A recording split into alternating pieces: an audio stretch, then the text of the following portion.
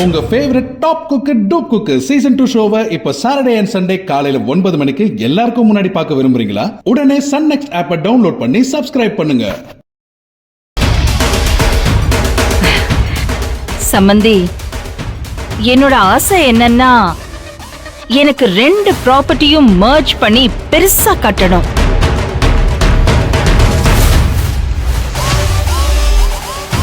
Sir பாருங்க sir, இதான் institute, இது ப்ளூ பிரிண்ட்.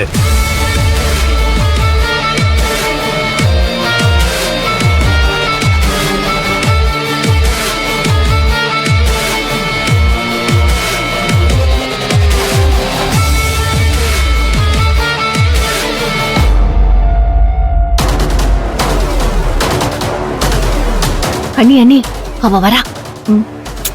ஏய், அவ வரட்டும், நீ ஏன் பதற?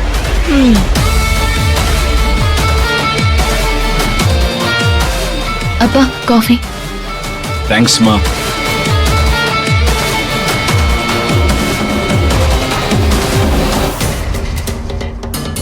என்னது இது?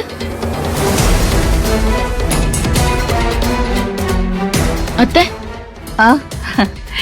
என்ன சத்யா, நீ ஆர்டர் பண்ண ஃபுட், பெட், ஃபர்னிச்சர் இதெல்லாத்துக்கும் உங்க அப்பா கிட்ட பணம் கேட்டுருவேன்னு பயந்துட்டியா?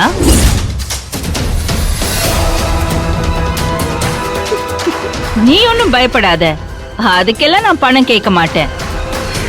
நீ இந்த வீட்டு மருமக, உனக்கு செய்யாம வேற யாருக்கு செய்ய போறேன்? அண்ணி, அப்போ அந்த பணம்லாம் நீங்க வாங்கவே இல்லையா? அதுக்கெல்லாம் பணம் வாங்கினா நல்லாவா இருக்கும்? போனா போகுது, விடு. என்ன சம்பந்தி, இவ்ளோ யோசிக்கிறீங்க? என்னடா திடீர்னு கூப்பிட்டு 40 ஏக்கர் நிலத்தை கேக்குறாளே அப்படின்னா, அதுல உங்களுக்கு ஏதாவது ப்ராப்ளம்னா சொல்லுங்க, பணம் கொடுத்து வாங்கணும்னாலும் வாங்கிக்கலாம். அக்கா, எதுக்குக்கா பணம் தான் தரேன்னு சொல்லி சம்பந்தியை இன்சல்ட் பண்ற? அவர்கிட்ட இல்லாத பணமா? ஆமா அண்ணி, தப்பா எடுத்துக்க போறாரு. இது எல்லாமே சத்யாவுக்காக பண்ண போறது தானே. ஒண்ணு அவரா பண்றதுக்குள்ள நம்ம அவசரத்துக்கு நாம கேக்குறோம், அவ்வளவுதான்.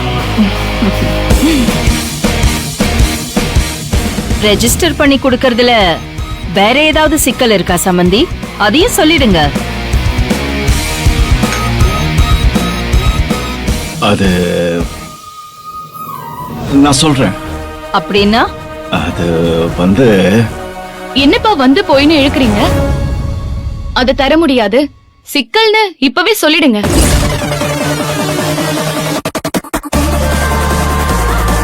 சிக்கலா? ஏதாவது ரெஜிஸ்டர் பண்றதுல சிக்கலா? நீங்க சொல்லுங்க, நமக்கு ஆள் இருக்கு. என்ன சிக்கல்? சட்ட சிக்கல்னு சொல்லுங்களேன்ப்பா. கொஞ்சம் பொறுமையா இருமா. இல்ல பரவாயில்ல, என்ன சட்ட சிக்கல் சொல்லுங்க. அதுக்கும் அக்கா கிட்ட ஆள் இருக்கு. இல்ல அது அப்பாவோட ப்ராப்பர்ட்டியே இல்ல.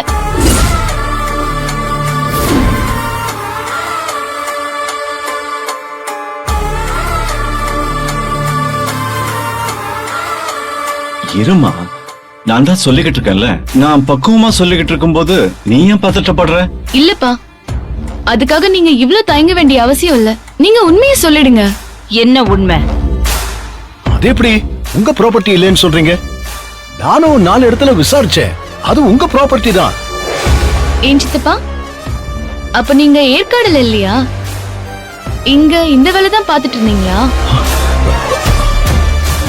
சத்யா, நான் தான் ஏற்காடுல இருந்து அவனை வரவழைச்சேன். அதெல்லாம் விடு, நீ சொல்லு சத்யா, இந்த இடத்தை ஏன் தர முடியாது? அது எங்க பூர்வீக சொத்து அத்தை. அதாவது தாத்தா பாட்டன் காலத்து சொத்து. பாட்டன் கிட்ட இருந்து தாத்தா கிட்ட இருந்து அப்புறமா அப்பா கிட்ட வந்துச்சு. சரி இருக்கட்டும், அதை விற்க முடியாது. பவர் இருக்குமே. பவர் இல்ல சித்தப்பா.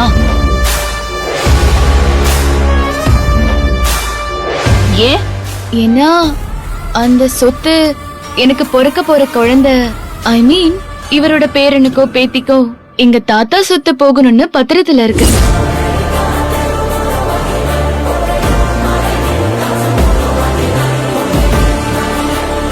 என்ன சம்பந்தி, நீங்க பேசாம நிக்கிறீங்க? ஆமா, சத்யா சொல்றது கரெக்ட் தான். இதெல்லாம் கல்யாணத்துக்கு முன்னாடி நீங்க சொல்லவே இல்லையே. சேது, நீங்க கல்யாணத்துக்கு முன்னாடி எதுவும் கேட்கவே இல்லையே. எதுக்கு கல்யாணத்துக்கு முன்னால இதெல்லாம் சொல்லணும்? அது வந்து அது அது வந்து அத விடுமா, அவன் கேஷுவலா கேட்டுட்டான். நீ சொல்லு. அப்போ நளன் சாருக்கு பேரனோ பேத்தியோ பிறந்தாதான் அந்த சொத்து கிடைக்குமா? ஆமா சம்பந்தி, சத்யாவுக்கு பிறக்க போற குழந்தைக்கு தான் அந்த சொத்து வந்து சேரும். இது எங்க தாத்தா காலத்துல எடுத்த முடிவு. என்னால எதுவும் செய்ய முடியாது. சாரி சம்பந்தி.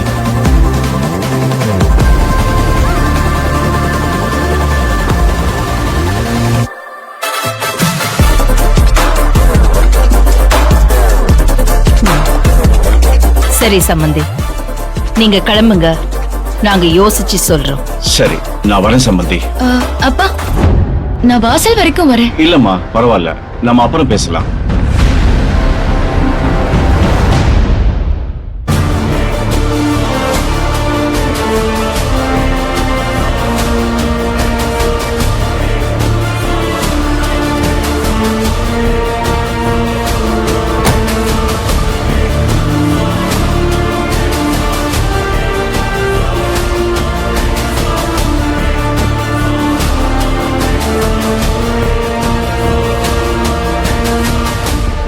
உன் பாட்சா பலிக்கலையா செல்வநாயகி?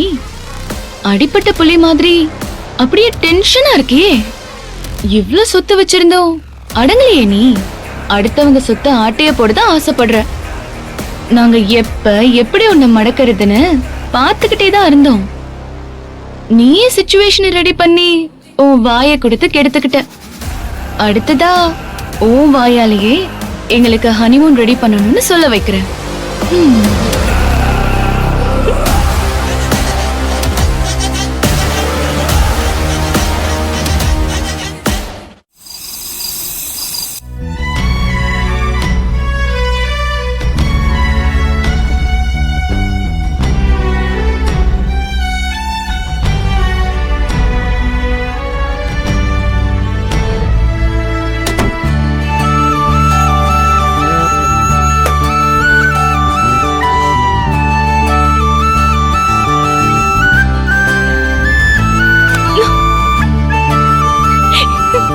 ஏய் சத்யா,